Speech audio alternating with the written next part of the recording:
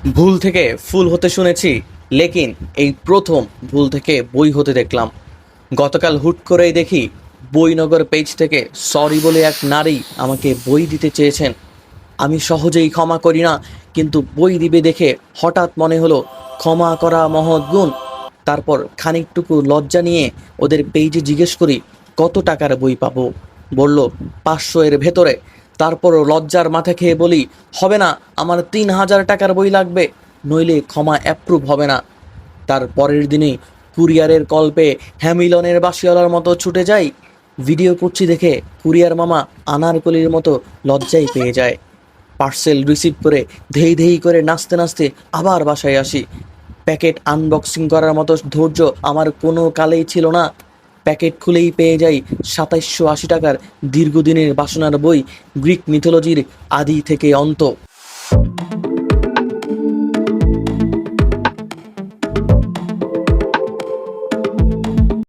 ব্যাপারটা থেকে উৎসাহিত হয়ে ক্ষমার উজ্জ্বল দৃষ্টান্ত স্থাপন করার জন্য আরও কয়েকজনকে রিকোয়েস্ট করলাম সময় থাকতে সরি বলতে। আপনাদের উদ্দেশ্যেও বলতে চাই, ভুল করুন, কোনো সমস্যা নাই, তবে সরি না বলে বই দিন। আর যদি ছেলে সিঙ্গেল হয় তাহলে